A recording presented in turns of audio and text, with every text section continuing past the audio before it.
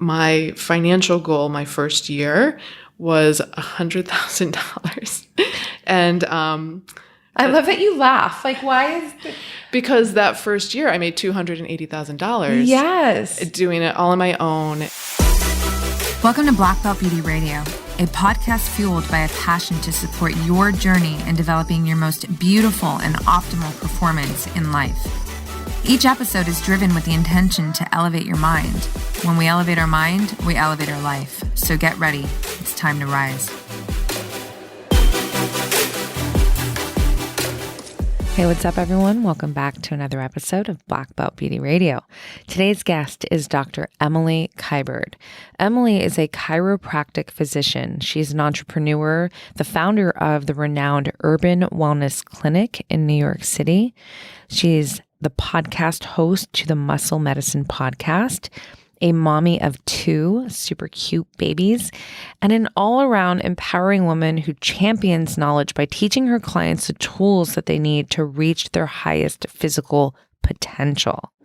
Emily's expertise spans several therapeutic fields, from biomechanics, yoga, and functional movement patterns. She built her practice located in the prime time of midtown Manhattan on 57th and 6th. That is a big deal if you don't know. From scratch to success through her passion in health, her growth mindset that is backed with resilience, integrity, courage, and confidence. In this episode, you guys, we get down on so many epic topics, such as how she built a successful business in New York all on her own, her mindset maneuvering through the creation of her business, and how she crushed her limiting beliefs.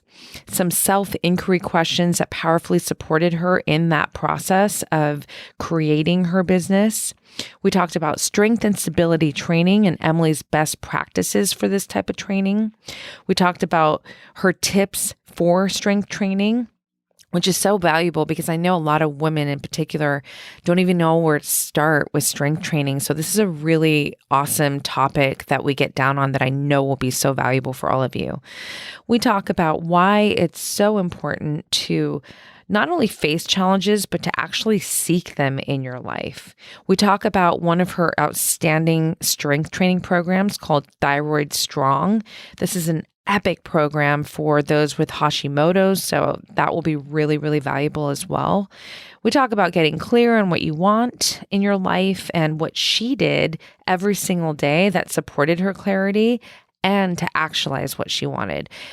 That's just a few. You guys, we talked about a lot more, and all of which I know will be so, so valuable to all of you taken in this episode. You know, it takes a special kind of someone to do what Emily has done in creating such tremendous success with her business and continues to do, all while being a mother of 2 kids. It's nothing short of remarkable, in my opinion. True story here. When I sat down to talk with Emily, I had been podcasting for the better part of the day, in between meetings, just running around the city, as you do in New York. And my brain was legitimately tired until I sat down and started talking with her. I was immediately recharged by her calm and warm energy, not to mention inspired by her incredible backstory and mental framework around life and business that has brought her to such an incredible state of success from within and out. So I know you guys will love this talk because it's a real life story of someone who had a vision, believed in it, and went all in for it, never backing down from the challenges, but instead rising from them. Be sure to follow her on IG, Urban Wellness Clinic. It's in the show notes. And check out her podcast, Muscle Medicine, as well, also in the show notes. And yeah, you guys, I know you'll love this talk, so I'm going to hit play and let you take in this rad conversation with Emily Kiberd. Enjoy. You know, when you have your headphones on for the whole podcast, mine are long range, right? Like an hour, and then you take them off and you feel like you're like, wow. You're like, where am I? Am I in a fishbowl? Exactly. Yeah, totally. Yay. Okay, Emily, thank you so much for making time. I'm so stoked to meet you. I'm so grateful to Gabrielle to connect us. I've heard incredible things about you. And, you know, I've seen her here in your incredible clinic that I just walked in and was like, what's that smell? That is so good. That's the way you say hello. Yeah. So I've seen it, but I'm here now in New York with you. How are you? I'm good. And your jewelry game is like game on. It's awesome. I love it. I have like, these are like life pieces. I'm not really a fashion jewelry girl. I like pieces that have real meaning so that when I put them on, it literally feels like my armor and like I'm, you know what I mean? The sentimental. Yeah, totally. Yeah. Yay. So, okay. This is a rad episode because, you know, like I said, I'm like, I don't know if I'm going to, it's been such a hustle and grind, but I'm like, you know, I usually like to take some more time to get to know my guest prior to recording, but I do find that it could be very fun to be in a sense of like a state of discovery at the same time. I mean, there's always a state of discovery in the conversations, but this is like full on discovery for me with you. So thank you for... It's like being pregnant. Oh, yeah. And giving birth. It's like you make a plan and then you expect it to change. There you go. I haven't done it yet, but wait, let's start. First, I want to go there, but can you intro yourself for my audience and kind of give a little bit of backstory of how you arrived to this place in your amazing life? Yeah, okay. So I'm a trained chiropractor. I graduated in 2007 and from Portland, Oregon. And when I moved to Portland to go to school, I was like, this is it. You know, the organic food, the biking, the hiking, the mountains, the surfing. And then I got there and I was like, I don't know, it just didn't jive. So every break during chiropractic school, I would come to New York and I would just hang out with friends that lived here. And then I would visit chiropractors and I would, you know, in Portland, you call up a chiropractor and be like, hey, can I observe your practice? And like 100% say yes. In New York, I went through like 80 calls and like 2 people said yes. And then I graduated and I got a job here. And after a year, I was kind of working for this practice and building my own and was just transitioned into having my own practice. And I was doing everything, like filling out billing forms by hand, which is like you do electronic now. And I just found good people and built a multidisciplinary practice. So people think of chiropractors as they just adjust and they just focus on the back. But we do soft tissue work and rehab and strength training and really just like trying to integrate all the tools to empower people to take care of themselves. That's rad. Yeah. That's so great. Yeah. That's important, you know, and there's longevity in that. Yeah. Hitting it from a lot of important angles. Yeah. To keep the body and mind like in a very healthy, strong, empowered place, like you said, right? And then we co-treat with Gabrielle. So people who have, you know, you can just kind of look at someone and see like, ooh, they don't look well. Like maybe it's like dark circles under their eyes totally. Or they look like skin. Puffy. Or so then we send them to Gabrielle and she takes care of the functional medicine piece. Amazing. And then we take care of the functional movement piece. That's so rad. And how many years has the practice been up and alive? Let's see. Oh my goodness. What year is it? So it's going to be like 12 years now. That's 13 years. That's amazing. Yeah. Because I do believe that the statement, if you can make it in New York, you can make it anywhere. Yeah. After living here for so many years, and it was such a beautiful, wonderful, challenging experience. And, you know, when I left forever as a New Yorker. I'm like, I'm good. My nature roots, I'm an athlete, like all that stuff was kind of calling me back and I needed that more. But never will I forget the grind. I mean, you know, and even when I come in and out for work and whatever, like I you know, I love it, you know, but it takes a lot. And so for you to be building a business from scratch, like you said, to be writing the billing and doing it, that's gnarly. Yeah. And I remember in school, like thinking and envisioning, okay, I'm going to hire an associate to work under me and being like, oh my God, that's going to take like 10 years to get there. And it was like, you know, 9 months. And I think also at this stage of my life, building a practice where I can take maternity leave with my second baby for as long or as short as I want and not, you know, be sweating it. Yeah. And still like growing a business and growing a team of people. You have to be a very sound, excellent leader. I think to have a great team, you have to be a great leader, you know? And so that's, I already feel the vibe in here. Like people are happy here. So I want to go into why chiropractor, like where did that come from for you? Did you play sports growing up? Like, were you an athlete? I did. Yeah. So, like, my dad's best friend and our chiropractor treated us from, when I had injuries in high school and things that you wouldn't think. So I would have sprained an ankle, rehabbed it, and then, a couple months later, I was getting headaches, and he tied it back. He's like, oh, your ankle is still unstable and it's working its way up the kinetic chain, up your body, and your neck is locking down as a compensation. Wow. So you have to go back to rehabbing the ankle. So like things like that, like how the body compensates for injuries and changes its movement patterns really interest me from when I was really young. Yeah. That's rad. What sports did you play? I was like a soccer, tennis, volleyball kind of girl. Cool. I love soccer. My best girlfriend is Carrie Walsh Jennings. So, oh, nice. Yeah. Amazing. So volleyball is very much a part of my life now, beach volleyball. Yeah. That's rad. So when I want to ask a little bit about just going back to like building your business because I'm really, I'm an entrepreneur. I'm a solopreneur, really, and I celebrity makeup artist, been doing that for quite some time now. And now podcast is pretty full on for me as well. And there's a lot coming from this avenue of my career path as well. And it's so being a celebrity makeup artist, by the way, freelance. So it's gnarly, The grind is hard. The grind is real. Yeah. It's real. I have found though that it's actually the safest.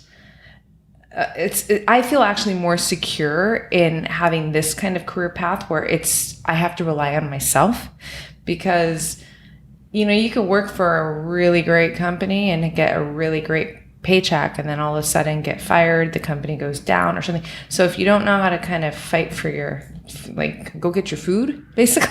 Yeah. It's like that. It makes you really primal. I love that. I'm a very primal woman. Yeah. We're going to go into that territory. I can already tell. So, but it takes a lot of guts, a lot of, perseverance, fortitude, tenacity. So, and again, for you to be doing this in New York City and to build such an incredibly successful business, I want to go into your mindset a little bit if we can go there. Yeah. When you were first starting out, did you feel really confident? What was your self-talk like in the initial phase where you had to really invest in, and obviously there's like uncertainty, right? So one of the things that I really thought was like, oh, I have $180,000 of student loans. How can I find a space that will work? And one of the big things that really helped me was Handel Group, which Gabrielle also is part of. And I went to this workshop, and it was my favorite beloved yoga teacher who actually married my husband and I, Elena Brower, and Lori Gerber. And they had you write down all your limiting beliefs of why you couldn't do your dream. And then they were talking about reasons to cross those out. And they were like, who still has something on their list? And I raised my hand, and it was like me and 80 women. And I was like, finding a space. I have these loans, it feels really daunting. I don't know if I can do it. And Lori called me out. She goes, if someone put a gun to your head, could you find a space? And I turned bright red. And I was so embarrassed. And I was like, that woman just called me out and embarrassed, in my head. Yeah. And then a month later, I was like, holy shit, she's totally right. Yeah. And found a space with an acupuncturist. And I was like, hey, I just want to rent a couple days.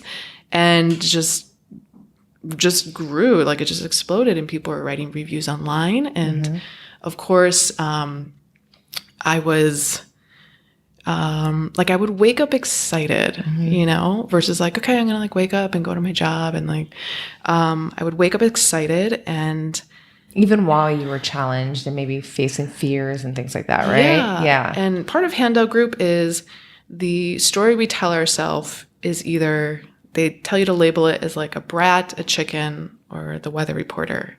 And kind of where is that story coming from? So I'm a pretty pragmatic person, so I kind of took that approach to it. And, my financial goal my first year was $100,000. And I love that you laugh. Like, why is because that first year I made $280,000. Yes. Doing it all on my own. And, So great.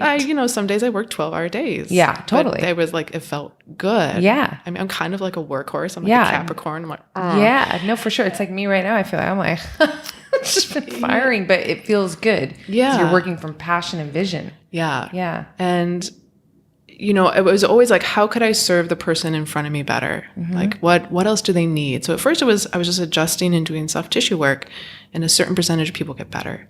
But there was a certain percentage of people that are like, I'm still in pain. And it was like, what else can I learn? Going to continuing education, where I might not even get, some chiropractors, they like only go to continuing education where they get credits. I was like, I don't care. I just want to like learn it. So going to continuing education, that I didn't get credits. Putting continuing education on like a credit card, and like things like I was like, I don't know if I could pay that off, but I really want to take it. I think it's going to help. So wait, just to pick on that, because I love peeling into layers and stuff, because I think this stuff is really inspiring. There's a lot of people out there who would love to take a chance, right, and like really pursue their vision. But fear is amazing. Fear is a lot of things. It's definitely something that stops most people from pursuing their passion and their dreams. So what, in those kind of moments where you're like, oh, I don't know if I could pay this off, but like, how did you kind of navigate your mind to just go, no, I'm going towards this challenge? Yeah. So, I think one of the things I use, which I heard Tim Ferriss talk about, was that fear setting. So it's like, what is the worst thing that could possibly happen if I fail? And so I thought, what's the worst thing that could possibly happen? I move home to Michigan, to outside Detroit with my parents, and like, it's gorgeous there. And that would be the worst thing. I would like have to move in back with my parents, like leave New York. And so I was like, okay, like that's definitely not going to happen. It's not the worst thing when I think about it. And, just kind of visualizing like, okay, being a chiropractor outside Detroit, having to find space, living with my parents. Yeah. And just being like, okay, I know that's not going to happen. And if that's the worst thing that can happen, it's not that bad. And just going back to that primal, it's like you hustle so hard when it's like you have to pay your rent, your overpriced rent in New York, and you have to like put food on the table, and like everything else falls to the wayside. Do you feel, so my entire life is really intuitive. Like I operate from intuition, which by no means means it's like, throw caution to the wind. I'm very strategic, methodical. I'm a thinker. I'm an introvert. Like I spend time, but I listen. And that's always been moving to New York, literally was from Hawaii. I was like, oh, I touched down here. And the first night, it's like I can see the moment still of like the sidewalk. And I just remember thinking, I got to move here. And I made it home forever, It's like, I moved a month later, by the way. But I didn't have a plan. Like I just knew I had to be here. Yeah. So it's like this. So I operate very intuitively in my life. And where I was going is that, especially now, I know with all the uncertainty we all face uncertainty, right? But I know that I'm on the highest path of my life. I know that so clearly that like, even when there's an answer that I can't get to or something that I just don't know, I'm like, fuck, there's nothing behind me. This is it. Does that resonate with you at all when you kind of think back to that moment and that process that you were going through? Like, did you feel like, no, I'm going to trust this even though I don't know, because I know that this is what I want to do, and almost like you're supposed to do, kind of like calling or something. Yeah, and like being in New York and like the energy, and I was like, I have to be in New York. Yeah, like no other city. When I graduated and I was like 28, I was like, I want to be in New York. The second part of, ideally what would happen is helping someone get out of chronic pain, then they are more present for the people that matter. So maybe it's their husband or their significant other, their kids, their coworkers, and there's just this ripple effect of elevating all of us together. Like that's really kind of it's like, okay, let's heal your ankle sprain and your disc herniation, but can you then, instead of being focused on the pain every single minute, which is so exhausting, can you elevate above that and elevate the people around you and just kind of like elevate, as it trickles down and ripples. Yeah, totally. The ripple effect. Yeah. So that's cool. That has always Powerful. been, I don't know, like in the back of my head. And when I train people that we bring on, it's always with that in the back of the mind. Yeah. That's amazing. Yeah. Well, that's, I am a firm believer that when you have a powerful why, that's the magic that's going to keep you committed and consistent and really resilient when you get the challenges thrown your way. It's like, so it feels to me that, you were living from a very powerful why, instead of just kind of surface pain, fix, okay, bye. Yeah. I mean, one of the things that I only shared once, on another podcast was when I was younger, my dad has always struggled with bipolarism. And he was suffering. This was like I was a sophomore in college. And he's a roofer. So like he's 70 now, still gets on the roof every single day. That's all he wants to do till the day he dies. So from 19 years old to 70, puts roofs, throws the shingles down in Michigan, in Detroit. And he was struggling with a frozen shoulder. And like, if you can't use your shoulder, you can't do the work you love.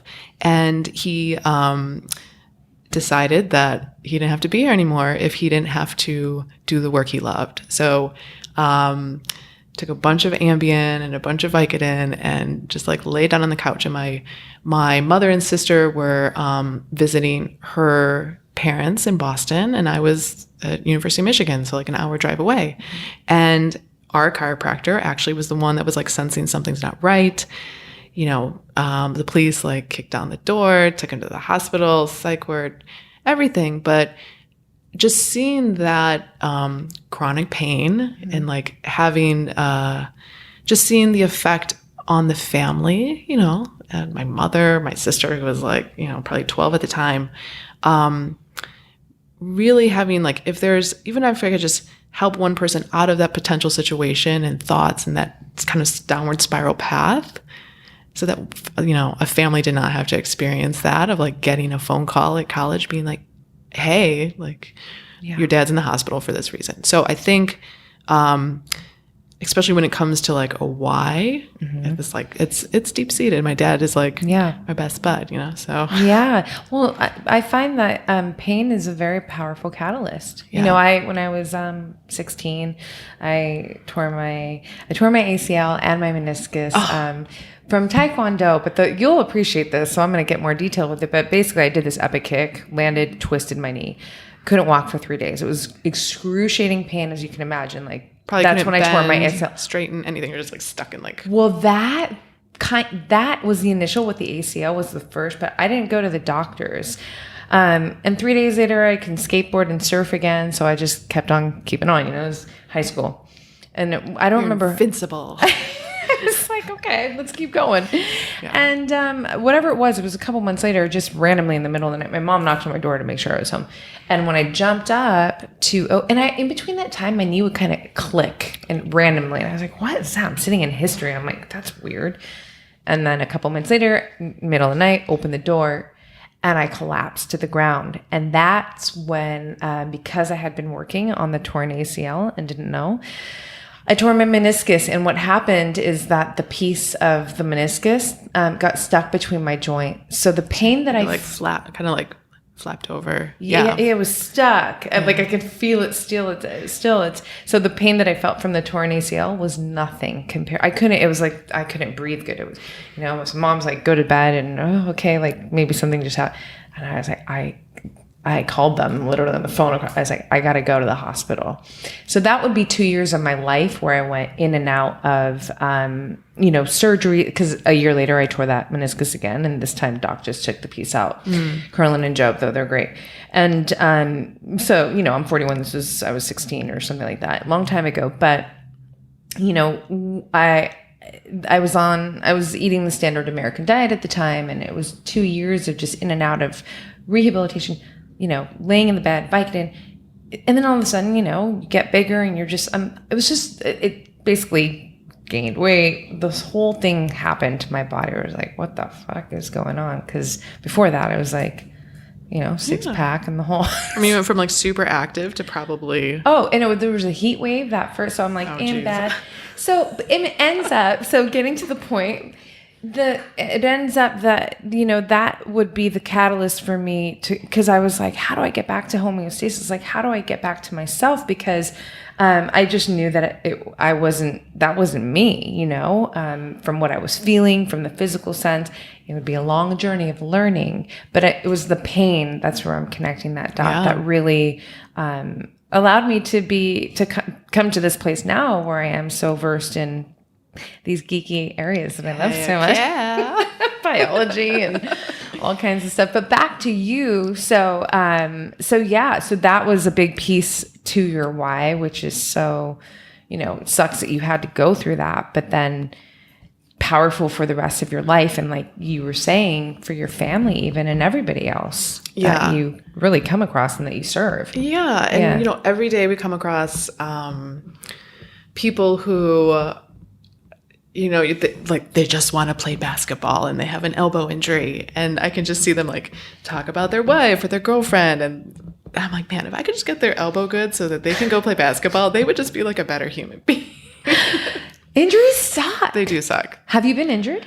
Yeah, of course. I mean, we all experience injury, but right? It's like, how do we, use it as a learning lesson? How do we use it as like, almost like collecting data to be a better person, to like heal ourselves or to learn the tools that are going to help, or, you know what I mean? I do. We were talking about my broken sesamoid from jiu-jitsu. Yeah. And, that hardcore, by the way. Well, it's so weird. I passed my brother's guard and at my academy, we have like the best mats ever. They're super cushiony, but I went pop. Don't know what happened. Well, I do know what happened. It broke. What ended up happening, I was heavily into cardio at the time because mesomorph over here, I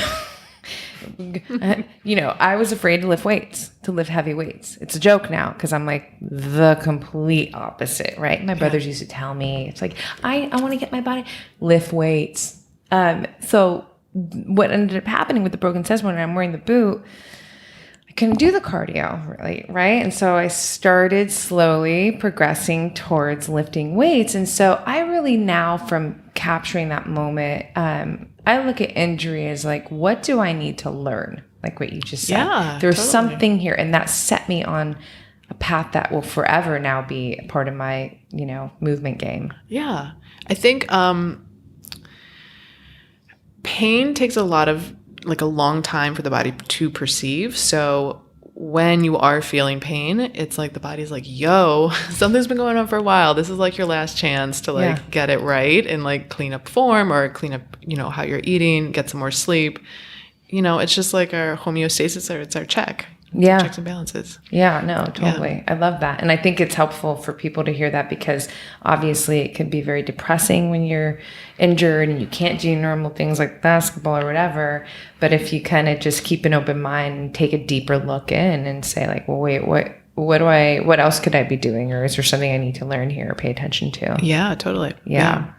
So there's so many directions I can go with you, but I want to kind of go back to the very, very, very beginning of the conversation. And it kind of also, because it connects to pain, because you just had your second baby, right? Second baby. Amazing. So I know it's a girl. Is your first boy or girl? Yep. So my first is a boy. He's almost 4. His name is Elvis. Yes.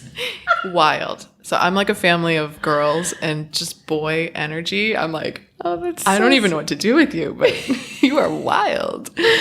Like he wants to like wrestle and fight and like, I don't know. It's cute. I have 3 brothers and we're all super tight. You know, we have a sister too, but yeah, I grew up around boys. That's amazing. Yeah. Elvis. Yes. And then Brooklyn, who is 12 weeks old, and he's really sweet with her. Like he'll go up and he'll take her hand and pretend to like punch his head and be like, you're punching me. Oh my God, how cute. It's so cute. How old your brother? And they were both born at home in my apartment. So that's rad. Let's talk about that. I love that. Because I have friends that have done that as well.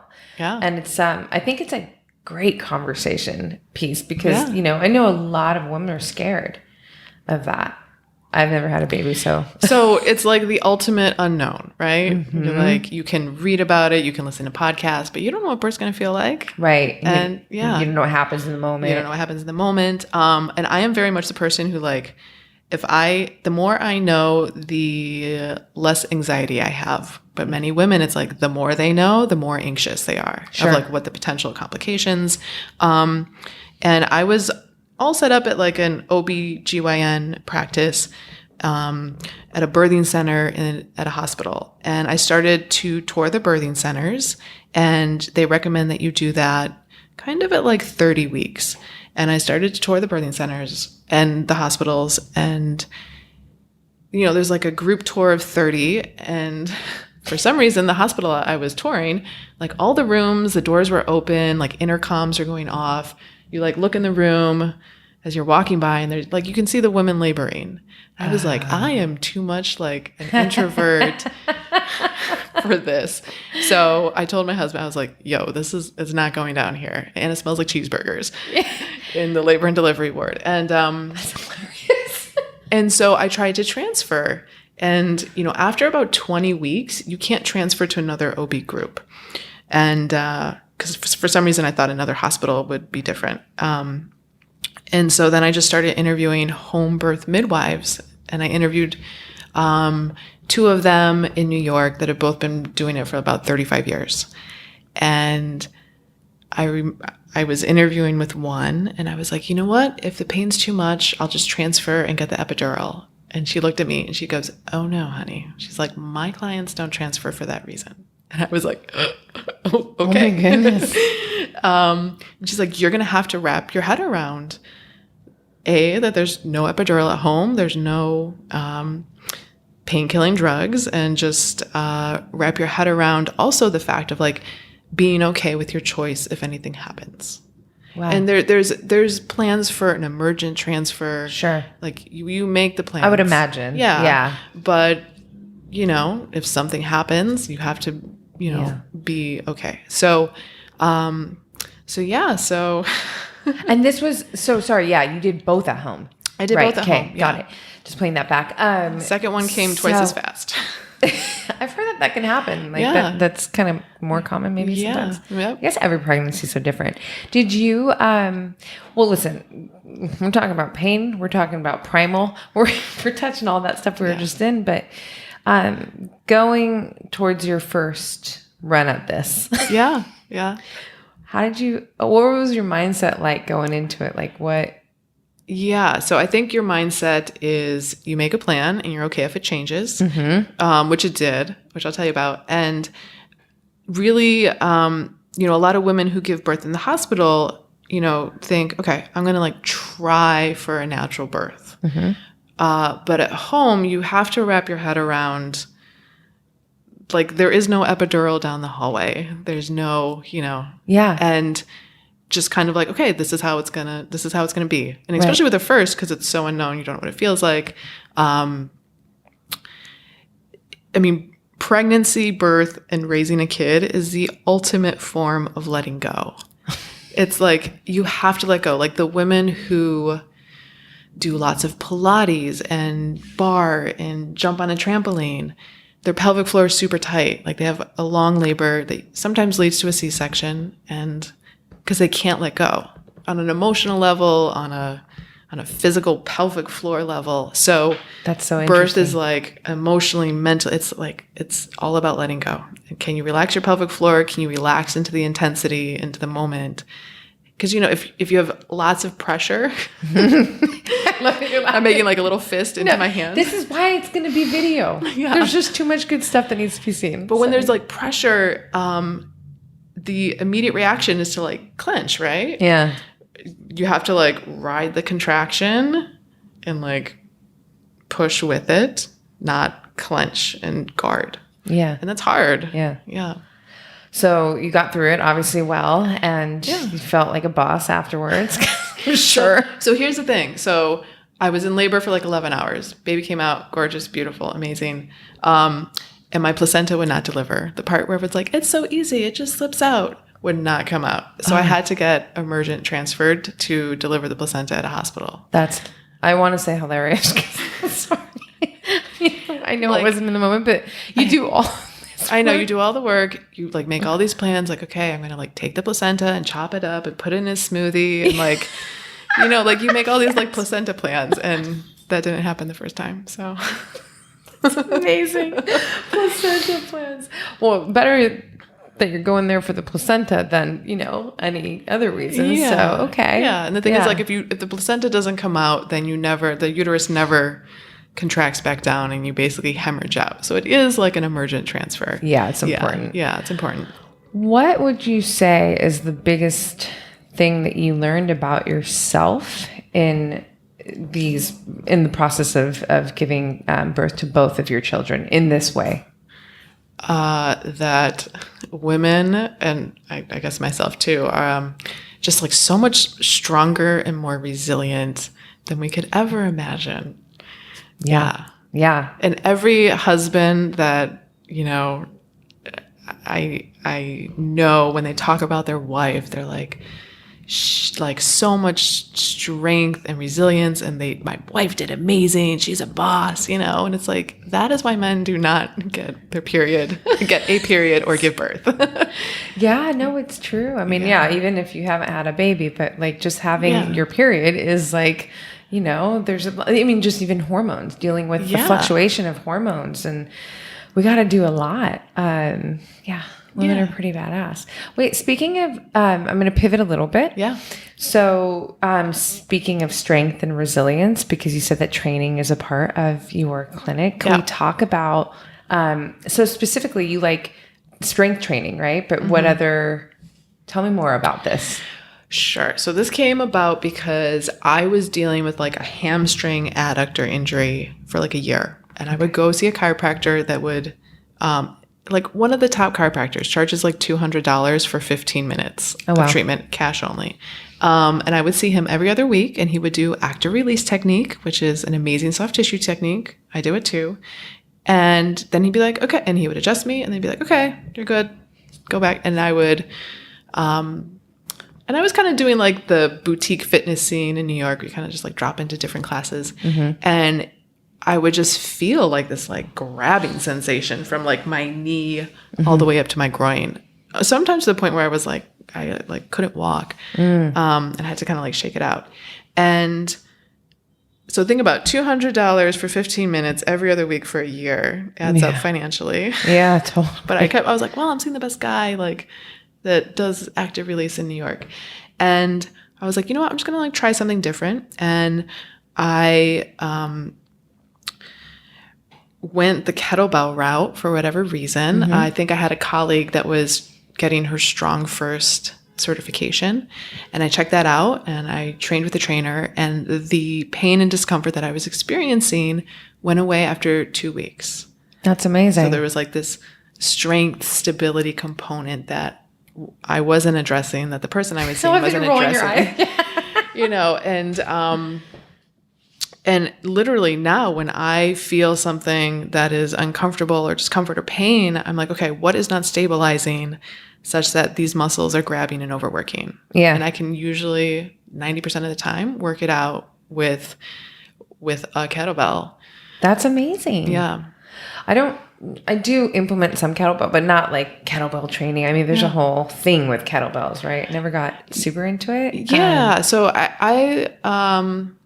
I like kettlebells because when you are trying to work on form or clean up someone's form, you can kind of like, there's a little more wiggle room than having to negotiate a bar. Yeah. Yeah. That's rad. Yeah. And the way the kettlebell is, just because it's like offset with the bell on the back of the wrist, it really makes you work grip strength. And grip strength is directly correlated to shoulder stability strength. Yeah. And also brain health.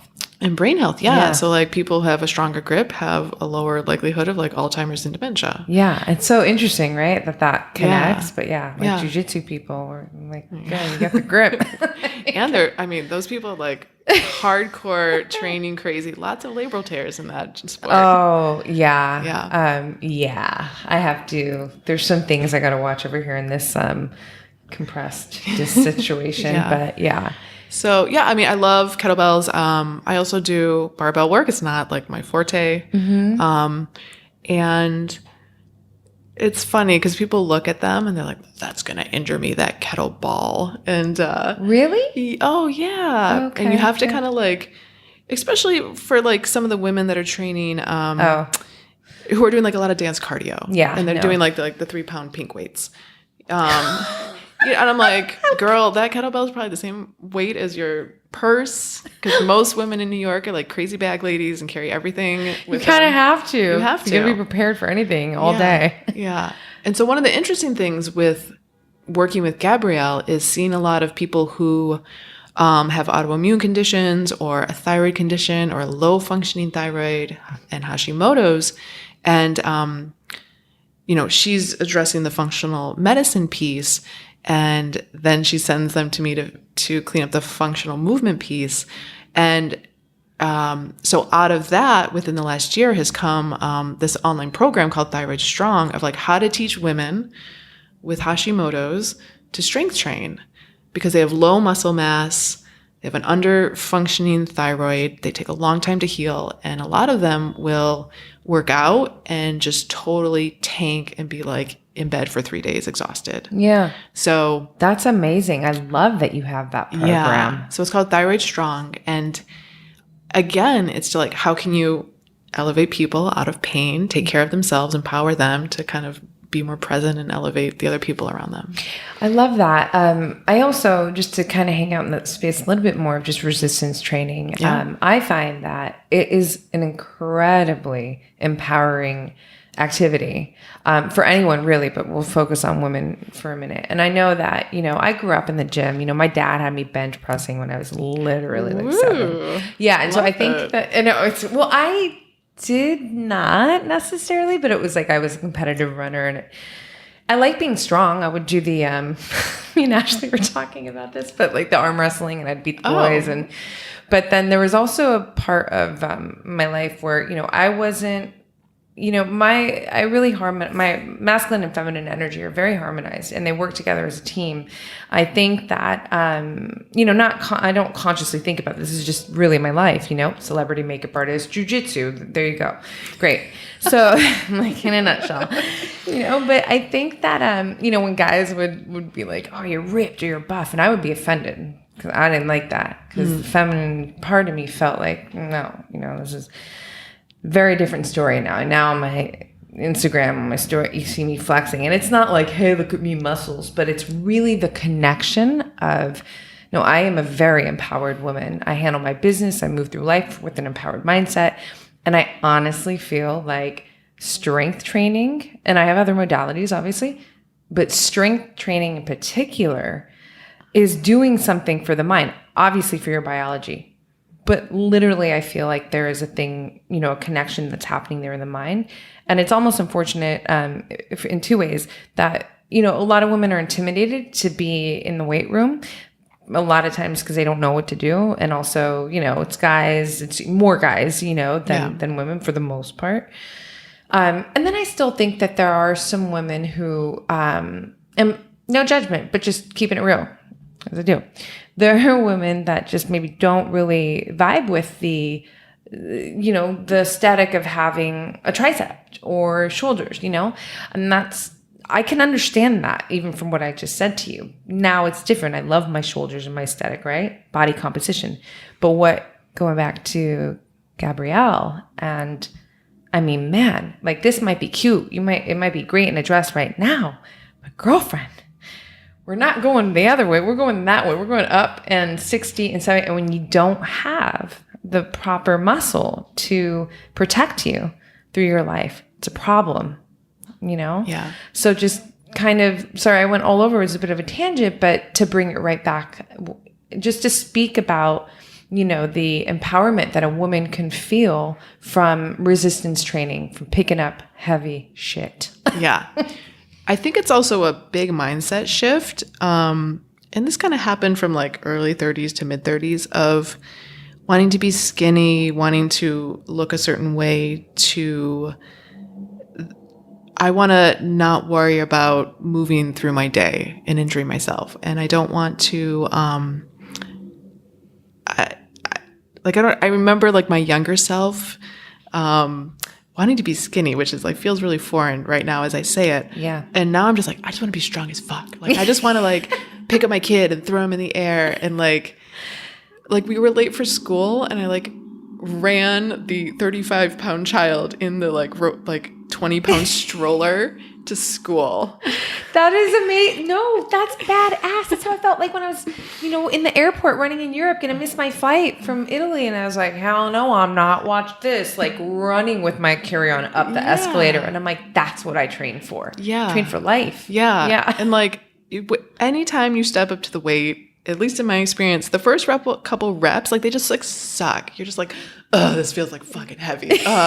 And then you get the feeling, and you're just like, yeah, like, put on some more weight. I got this. Yeah. You have some good music going. Totally. But you can't, it's like birth. Like you can read about it and you can describe it, but it's like, once again, you have to like experience it in your body. Yeah. Well, do you have any tips for women? I mean, really in general, but I want to focus on women specifically because of where we just were. But tips for women to get into resistance training.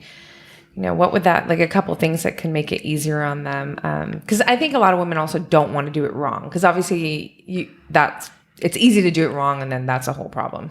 And they're coming to see you to get fixed. Yeah. So I think, okay. So one piece is, we all have like bad reps, especially when we're learning. It's kind of like the learning process. So I always believe in failing forward.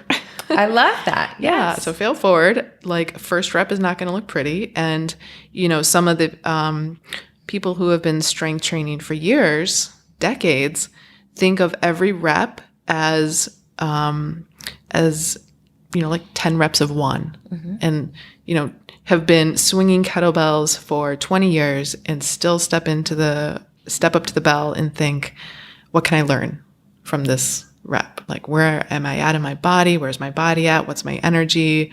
Where's my mind at? And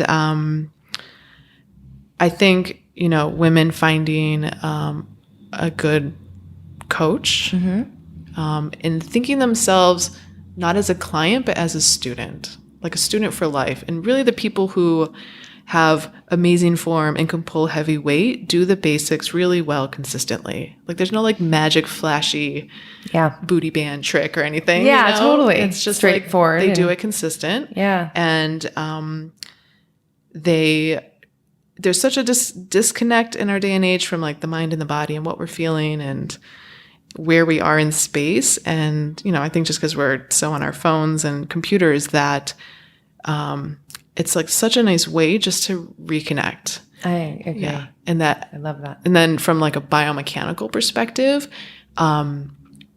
women should learn to breathe and brace. So we walk through our life, like, especially our younger selves, maybe like sucking in the waistline and pulling in and like, and if you pick up a weight, sucking in or pulling your belly button to your spine, you're asking for an injury. So to like breathe down and wide and tank up on your breath and then be able to like create that intra-abdominal pressure, that like little tank of strength in your abdomen. Yeah. It's like so foreign to many women and to men. Yeah. That's great. But to learn how to breathe and brace properly. Do you, what would you say is a healthy, I resistance train. I mean, it's like my favorite thing to do. But it's like in there easily 4 days a week. Yeah. I respect recovery, but it's just, yeah. Yeah. What would you say is, I mean, obviously everyone's going to have different life, but like a good number just for longevity, health, and, not necessarily for bodybuilding or anything. So I would say a minimum of, and obviously it depends on your goal, but a minimum of 3 days a week. Yeah. And like at least one of those sessions should be, I usually do like a heavy, moderate. Mm-hmm. And I feel like one of those sessions, I usually make one of my moderate days, pushing my capacity such that it's really challenged. Like I feel like we live in such a soft society. Like we don't challenge ourselves anymore. We don't need to. We don't need to. And that's dangerous. I'm a big, I have this whole thing called seek the fight. You got to move towards discomfort. Yeah. We evolved from, like back in the day, the issue was what was a threat was, oh, we don't maybe have food to eat, right? The threat now is that, no, it's not even that we have food 24/7, 365. We have calories available because there's tons of fake food, right? Yeah. This might pivot us into nutrition because I do want to talk about that with you, but it's going back to like seeking challenge and not being afraid to get uncomfortable. It's cold, right? Today, like really turned a corner on the cold like in New 34 York. degrees. Yeah. And I was almost hesitant to bring this jacket, which is not even that gnarly of a jacket, but I was like, no, because I got this other short one. I'm like, cold exposure. Like, let me have some of it. It's not like I'm going to be hanging out outside, so a little here and there. Yeah. I'm with you on that. Yeah.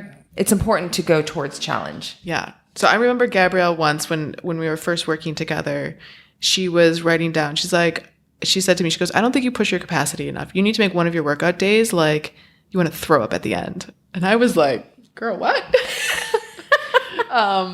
Because I'm all about like, so once the form starts to fall apart, like we'll flare our ribs or like jut the chin or something like that, that is like a sign of fatigue. Mm-hmm. And you'll see this. So like when babies learn how they move, like their developmental patterns, when they hit fatigue, they'll go into an extension pattern.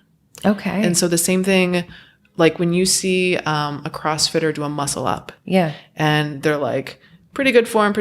And then they're like extended in the neck and like super extended in the back and like their shoulders are retracted. Yeah. That's fatigue. And babies, when they don't develop well neurologically or they don't hit their milestones and their movement patterns, or they fatigue when they're learning their movement patterns, they go into this like extension pattern. So interesting for myself. So like when I'm pulling deadlifts and when I start to like if I don't keep my ribs stacked over my pelvis and I start to pull with my extensors, that's my fatigue. Right. And so I'm always like, okay, time to stop. Don't want to jack something up. But to be able to work out to, you want to like pass out, throw up, you have to push your capacity and push your fatigue point. Yeah. I was thinking like, it's got to be interesting for you because you know so much about the body and you deal with, injuries. So it's like, you're going to be more mindful because you can't not know what you know, right? I know. And like walking through the world, it's like really hard. Oh my God, on the forward neck. Forward neck. Like you can walk down the street and be like, that guy has a knee injury. That person has like disc hernia. Like it's just like. No, you know what? I feel that way. And I'm not a doctor. I'm not a clinical nutritionist, but I'm a geek and I can speak the language. And, I was in Whole Foods and I was thinking like, man, it's unfortunate because, you can think you're buying something healthy, but you're not. And a lot of people are just they're not tuned in. Like a lot of people don't look at the ingredients. They'll look at the marketing, the organic, the non-GMO, the vegan, sold. But meanwhile, there's fucking sugar put in that shit. Yeah. And you know what I mean? So it's the same thing where I'm like, I know it feels good to be able to know the things that I know. And then I think of someone like Gabrielle, I'm like, oh my God, she must feel like a god. She's just like, it's very empowering to understand the body, biology, movement in this way. How do you feel about moving into nutrition a little bit? Can we talk about that? Sure. So like nutrition is not my forte. Yeah. Like I kind of leave it to Gabrielle but for your own Oh self, yeah, sure. Like yeah. How do you fuel yourself? Because that's important. Yeah. So I am of the Lion protocol of high protein. And it's interesting because I went through like a vegetarian, vegan, raw. I did like a 30-day juice cleanse of like only juice. Wow. That's amazing. And it did not feel amazing, I'll tell you that. No, you're like cold all the time. Cold all the time in New York City. And when I came to Gabrielle, my blood work was like basically on the path to like an autoimmune condition. Oh, so wow. like my thyroid antibodies were elevated. And yeah, I mean, basically did the lion protocol. So it's like 6 eggs in the morning. Yeah. I had 3 this morning. Yeah. Yeah. And 3 6-minute eggs. Do you ever have 6-minute eggs? oh, what are 6-minute eggs? Oh, girl. You know that like creamy yolk that you Yeah. see? 6 minutes. You boil the water, put the egg in for 6 minutes. It's got to be 6 minutes. Then you put it in cool water, let it chill for a while, put it in the fridge, and you got, I'll show you after this, 6-minute eggs. Wow. Put some turmeric and some cayenne on there. Yeah. Some butter in it. Amazing. Yeah. Wow, that sounds really good. That's so good. They say, I forget where I heard this, that like the choline in the yolk that's not like fully cooked, like still a little yolky. Is Well, like, that's why I don't cook, like hard boil the egg, because the nutrients for the most part are in the yolk. So you don't want to over cook that. Yeah. And honestly, it's like, there's a whole thing like yolk porn because it's like that. So what is yolk porn? I'm just going to show you. They can't see it. Are you ready? Yeah. All right, here we go. Is it like You're going to, I have night shift on. Is my it phone. like in like a little cup, like English style, and you can see that? You know what I'm talking about? This is yolk porn. Okay, I have night shift on. It might be hard. Yeah, but do no. you see the yolk a little bit?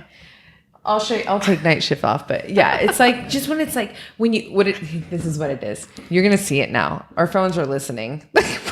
When we get offline, you're gonna scroll. You're gonna see it immediately.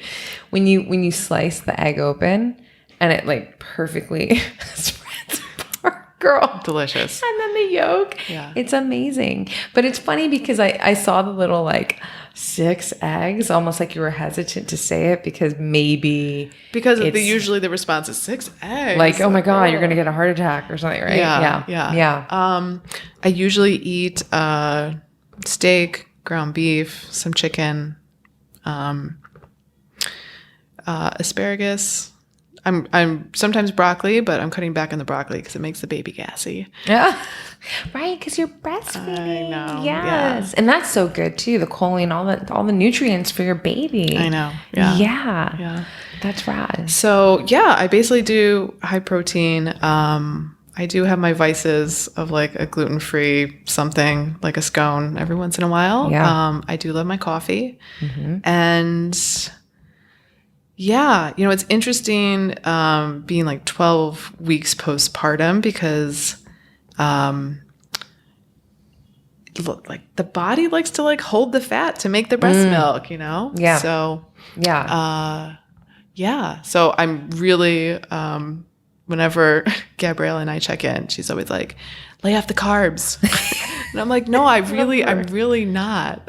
Well, everybody's body is so different, right? And because some women, I guess, lose weight from the breastfeeding, right? They just, I don't know. Yeah, there's like an initial like weight loss. And then, which, by the way, so sorry, you look amazing. Oh. Yeah, I know this is our first time meeting. You're like, no, but you don't know. But I'm just saying, like, I was like, what? You just had a baby 12 weeks ago? Oh, when you thanks. first, yeah, truly.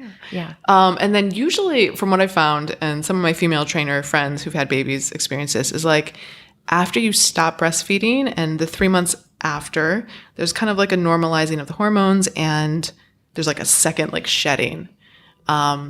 Just from like working with women that are postpartum, I've noticed that's kind of the trend after. That's cool. Because everyone So just assumes like, oh, you're breastfeeding, you're just like burning calories right and left, which is true, but yeah. No. I mean, there's a lot to lose, right? I mean, yeah, there is. Yeah. I mean, it's so interesting because like when you go to the OB when you're pregnant, they're like, okay, so like 20 pounds. And you're like, wait, what? And like one of the first things, I went to 3 OBs and the first thing they talked about was like not putting on more than like 25 pounds of weight. And I was like, can we talk about like baby health and nutrition and like constipation?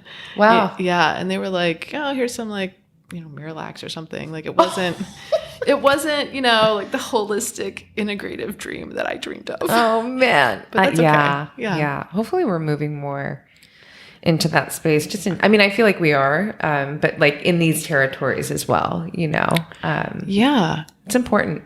It is. And I don't know I don't know of a functional medicine person that like treats pregnant women. Cause I think there's just like you don't know. It's like such a touchy thing. Yeah. Yeah. So. Yeah. If you're out there, holla. Exactly. Okay, so to honor your time, I just want to ask you a couple more things and have a little fun with you and some things that I like to do with my guests. So I want to ask you, you, first of all, have a podcast. How long have you had your podcast? I think over a year. How's that going? It's good. It's called Muscle Medicine. It is definitely a labor of love. Like there's no, That's how I called there's it. no That's sponsors. There's no. Yeah, but you're putting wonderful, valuable information out. You bring on epic guests. Yeah. And you're having a good time doing it? Yeah, it's super fun. It's interesting because I always like to look at like analytics, and the women trainers are the most listened to episodes. That's interesting. Yeah. That's cool. Yeah. Yeah. Well, I mean, listen, people want to know how to, even if it's look better before feel better, because that's usually how it goes, right? There's a lot of women who just want to know how to feel better in their body. Yeah. So that makes sense to me. Yeah, totally. So, you talk to a lot of people. Is there anything that on podcasts you've been on or just in your conversations, are there something that you haven't really spoke on yet that you wish people would ask you more, or that you would like to talk about? I'm gonna have to think about this one. Yeah, it's a big question.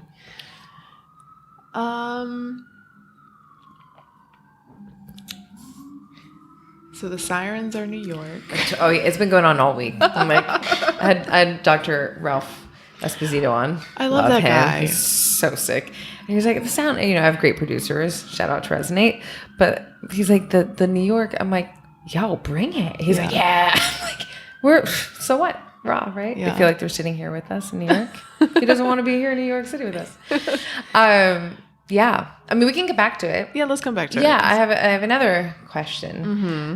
So if you had a magic wand if you had a magic wand and you can take this wand and add a healthy habit, lifestyle habit to everyone, really, that would have a large ripple effect on their well-being and health, what would that be? Oh man. Okay, so I think two things. One, if there's a magic wand to teach people how to break through procrastination or to like push past it. And the second piece would be teaching them how to breathe so that they're not anxious all day. That's excellent. Yeah. Yeah. So like that belly breath that we were talking about, and just it's interesting because a lot of people will teach box breathing, which is like breathe in for 4, pause for 4, exhale for 4, pause for 4. And you have to make the exhale, the breath out, longer than the inhale to really trigger that parasympathetic calm. And it's because people always do box breathing, and I'm always, talk about it. Yeah. Like the high performers. And I'm always like, yeah, but you're always like, you're not exhaling long enough. Yeah. I like 5-8. That's just what feels good to me. Is like in for 5 and out for 8. And yeah. Breathwork is in vogue, girl. Like there's all kinds of things happening in the breath space. I know. For valid reasons, like you said. So that's a great thing to add to people's lives. Because most people, let's be real, aren't breathing well. There are times when I'm sure you can catch yourself. I can catch myself. It's like, oh shit, I got to take a breath right now. Yeah, and you instantly feel better. Yeah. Okay, so nothing in the and no worries if there's nothing in that space. If you feel, is there anything in this conversation that you would like to add that you haven't spoke on yet? Well, I think I just thought of something because I was thinking of a patient that I treated this week. Like we're never really taught how to strength train, right? Like it's not in high school, it's not in college. Like I remember being in the high school weight room being like, yeah, I'm just going to like throw this bar on my back and bang out some squats. And then, sometimes we hire a trainer, but like, how do you find a good trainer, Right. And so I think it would be so great if in the school system, I know they're cutting back on like PE and the arts, but where that was like a taught skill, especially in New York. Like I just saw a 10th grader who is like sitting all day, The high schools in New York are super intense, and commutes an hour each way on the train. So there's like 10 hours of her day sitting. Loves the carbs because she's stressed out, and has like TMJ to the point of like her mouth is getting like stuck closed. Oh no. And there's probably a stress component, but there's also a biomechanical component of like her core is not strong, her joints are hypermobile, she probably needs to get blood work done. And I want to just be like, eat some protein and pick up some heavy weights, but like to find time in her day to do that and to teach the good form, it's like an extra subway ride. And I just really wish it was taught in the school system or somewhere along the way earlier, and at the start, because it's so fundamental, and it's starting to. I think I've heard it on some do you listen to Mind Pump, the podcast? Yeah, I do. Yeah, I love them. I feel like I've heard it on their podcast, but we're hearing a lot more about resistance training than we ever have, right? And that it will, like for so long, the prescribed method is like 30 minutes of, cardiovascular work a day to keep the doctor away, whatever. I don't know. But we are starting to hear more about resistance training. So maybe, hopefully, it will be something that will be integrated in this way.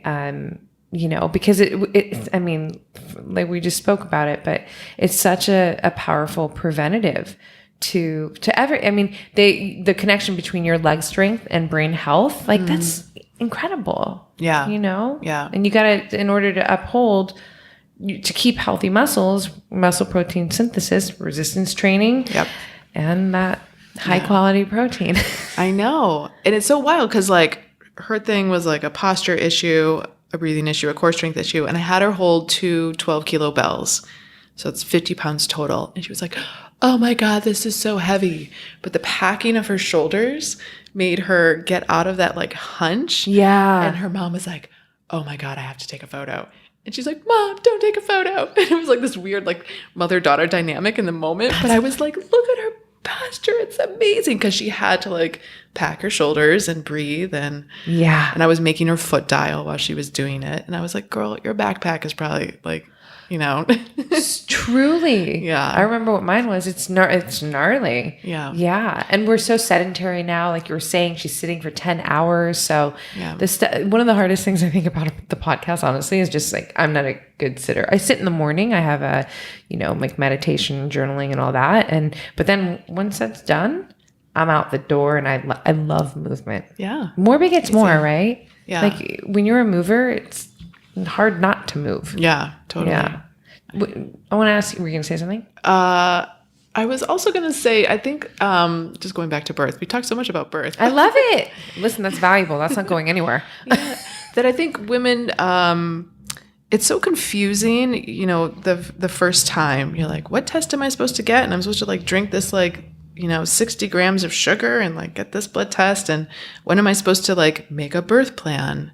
Yeah. And I think just continuing for women to educate themselves, because the resources are out there, but it can feel really confusing because it's also new and you're like nauseous and like gaining weight and like you just don't feel like yourself. Right. But to like continue to, if you want or dream of your birth being a certain way, which is not necessarily, some women think, I'm going to have like a beautiful home birth.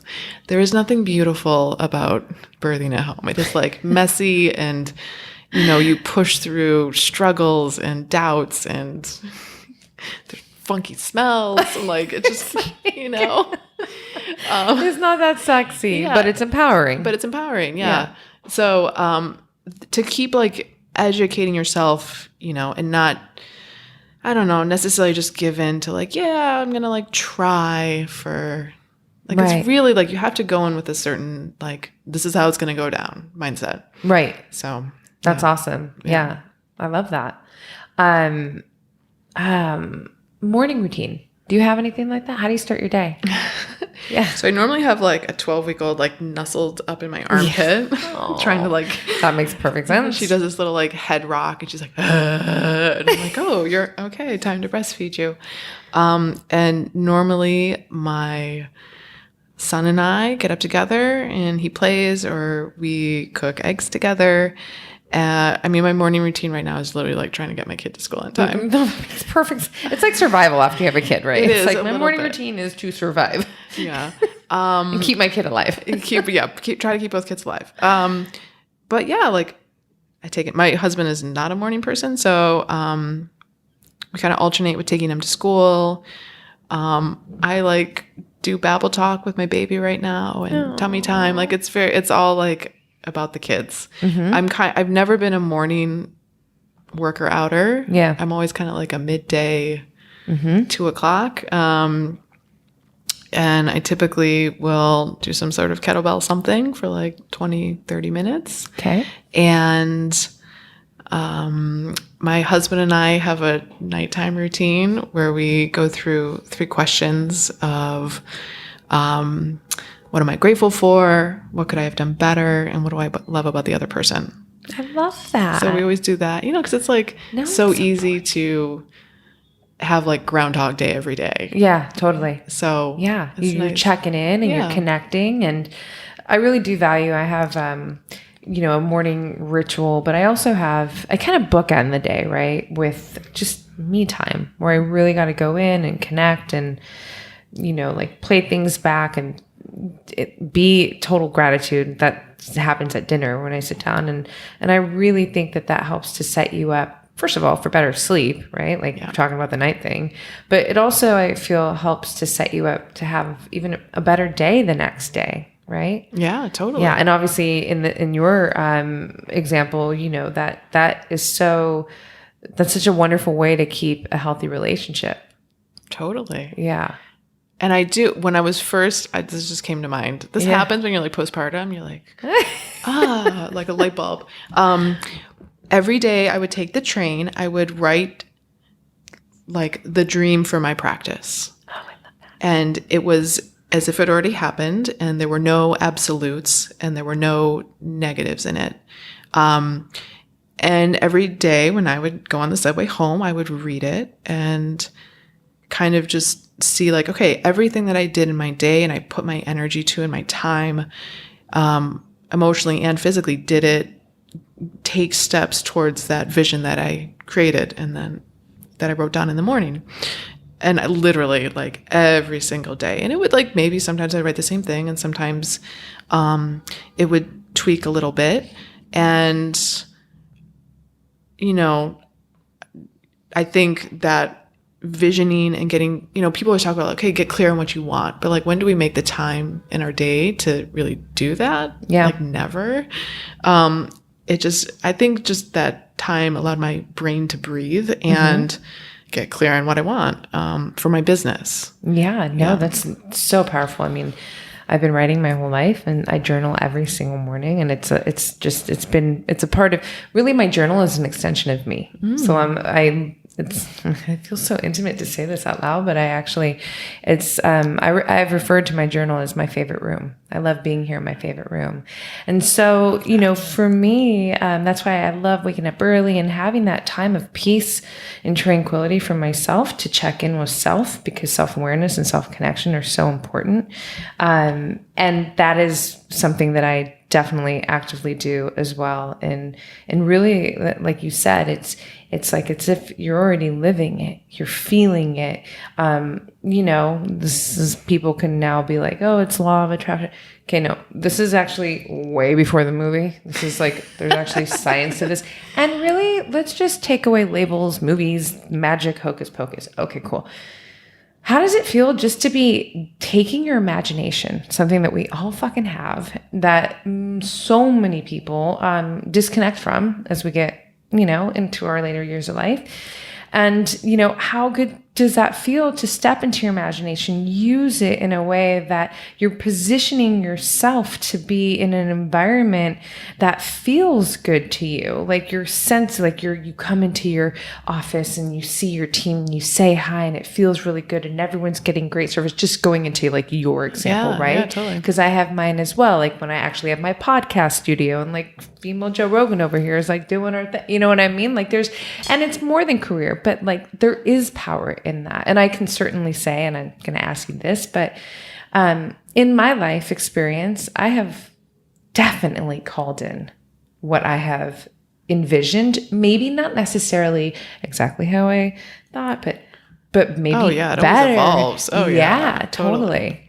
Yeah. So it's like a powerful tool, and it just feels good to be in that space, right? With yourself. Yeah. I mean, I remember first writing down wanting to be like the chiropractor to the stars. I love that. And then it evolved. I was like, no, I want to treat like high level elite runners. And, granted, it doesn't mean the stars aren't going to come. And, and as it evolves, now it's more like people who sit at their desk all day. Yeah. But we still have elite runners and we still have celebrities come in. And it's interesting to see like when you put it to paper that it morphs into real life.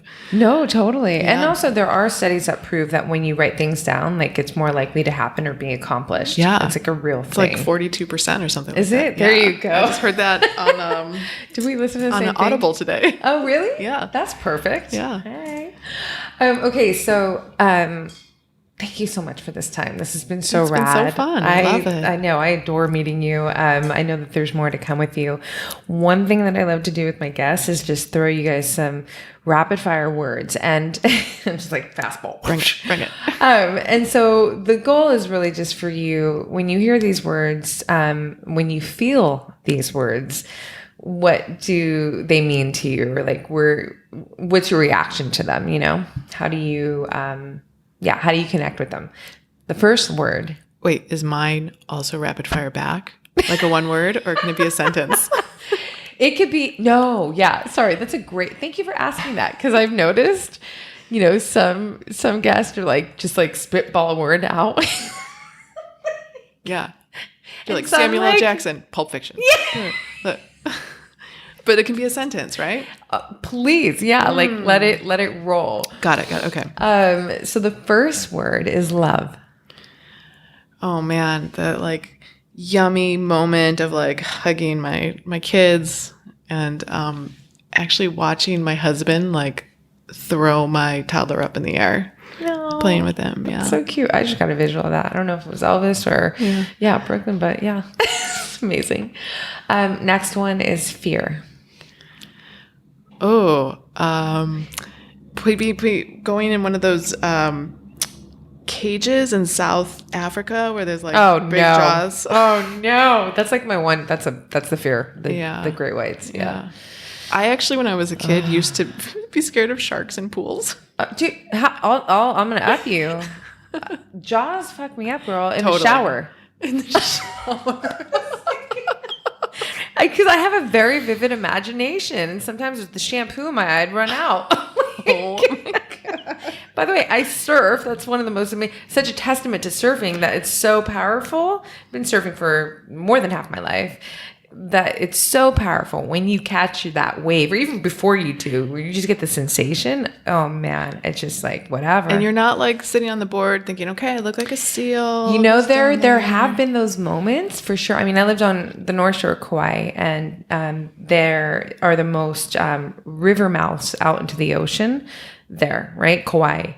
And where there are river mouths, there are dead fish. And, so you have like the tiger sharks and the hammerheads. Tiger sharks are the gnarly ones, right? And so, and sometimes, you're paddling way out, like way, way out. And, you're surfing till dark. Sometimes you're surfing super early, dark. And those are usually the times that they like to feed. If I have ever gotten a real sketch feeling, I bounce. because I trust that, going back to the beginning, being very primal, but for the most part, like they're doing their thing down there. They don't want your business. You know what I mean? So yeah, I have always wanted to experience what it feels like to be in a barrel. I don't surf, but oh my gosh. Yeah. Well, I grew up in the pro surfing world.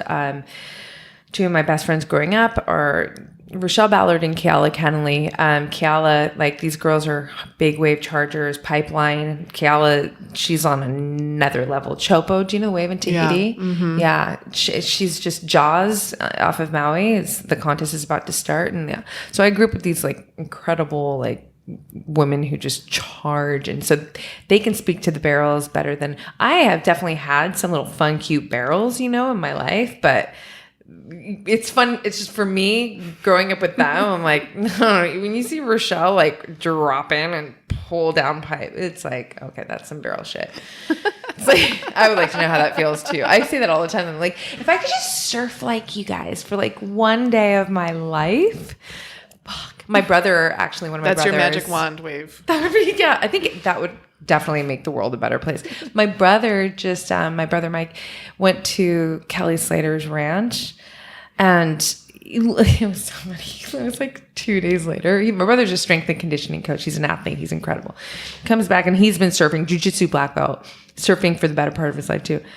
He showed me this barrel that was, it's perfect wave. Yeah, it's basically. Perfect wave, yeah. And it was so cute to see him talk about it. He was literally high. Like he's like, I'm still buzzing.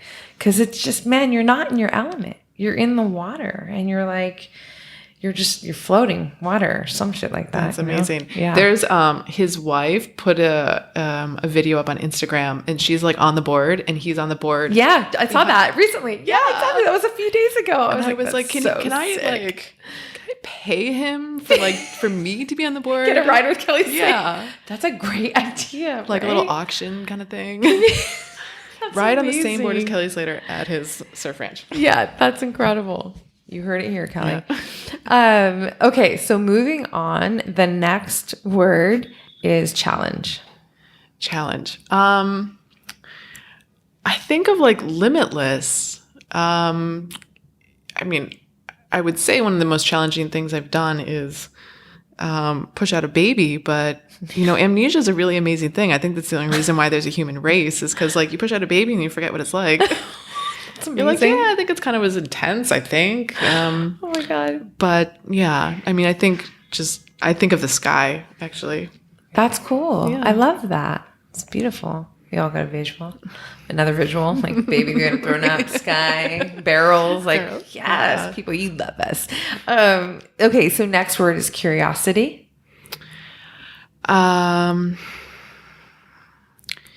When I think of curiosity, I think of that everyone has the potential to learn anything that they want, especially in this day and age where everything, just go on YouTube. There's probably a video of anything you want to learn. Yeah, so true. Yeah. Yeah.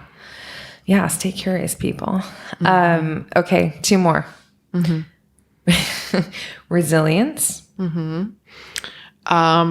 I think of strength training. I think of 2 kettlebells. That's what I think of. I love when you got shy. No, that makes sense. Yeah. Resilience. Yeah. Okay. The last one, I feel like we actually touched on this earlier, is surrender.